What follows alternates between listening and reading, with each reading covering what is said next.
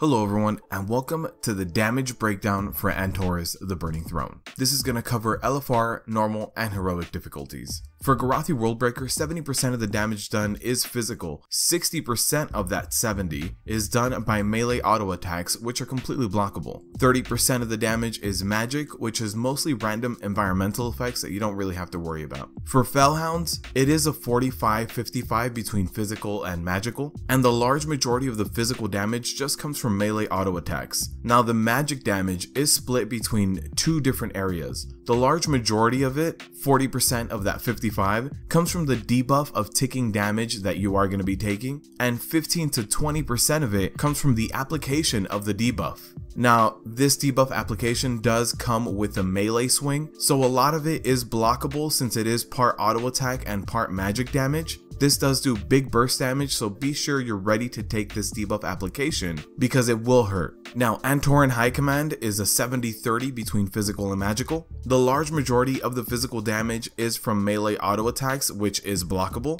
and 10% is from the debuff application, which is also blockable. Now, the magic that does go out here is from the actual mines and the debuff that they apply. So if you are popping a mine, there's going to be a small burst there, and then the debuff itself will be doing magic damage. Portal Keeper. This fight is 80-20 between physical and magical, and half of the physical damage is from melee auto attacks, which are blockable, and the other half of that physical damage is from the debuff that you get as a tank. It does do physical ticking damage. Now the only magic damage here is environmental damage, which is AoE and unavoidable. ENR. The damage split here is just about 50-50, with the large majority of physical damage coming from melee auto attacks from any of the two tankable mobs, and the magic damage is mostly the environmental ticking AoE damage that you can't really do anything about. Iminar. He has a 75-25 split between physical and magic. The large majority of that physical damage just comes from melee auto attacks, and the second most damaging ability is the Sever debuff, since it does make you bleed out, and it is actually that bleed effect that does a lot of damage. And then 10% of that 75% is just the debuff application, which is blockable.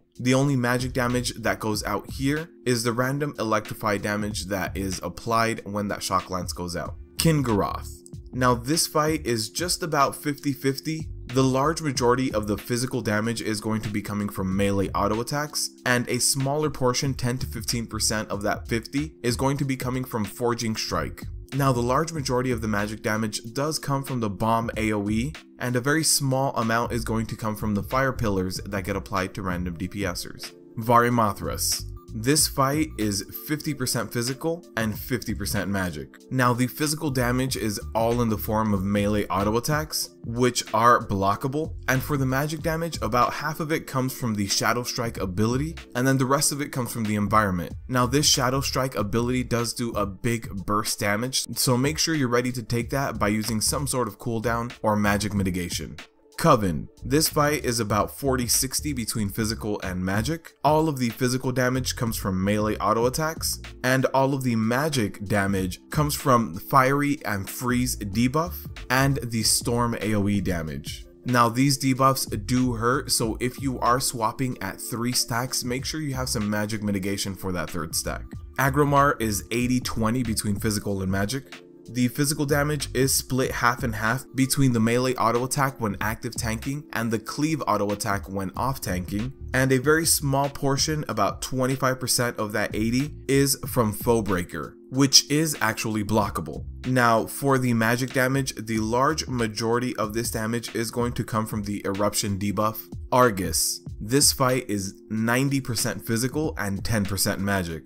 50-60% of that 90% is going to be melee auto attacks, and an additional 25% broken up into about half and half between the sweeping scythe and deadly scythe, depending on what phase you're in. Now all of this physical damage is completely blockable, so if you're going for a high amount of scythe stacks and you can block, make sure you have that up. And the magic damage is almost exclusively from Tortured Rage, which is just an AoE cast and is going to hit you no matter what.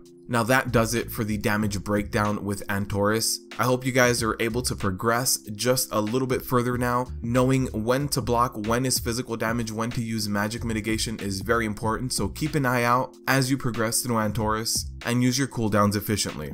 Thank you guys for watching, and as always, good luck tanking out there.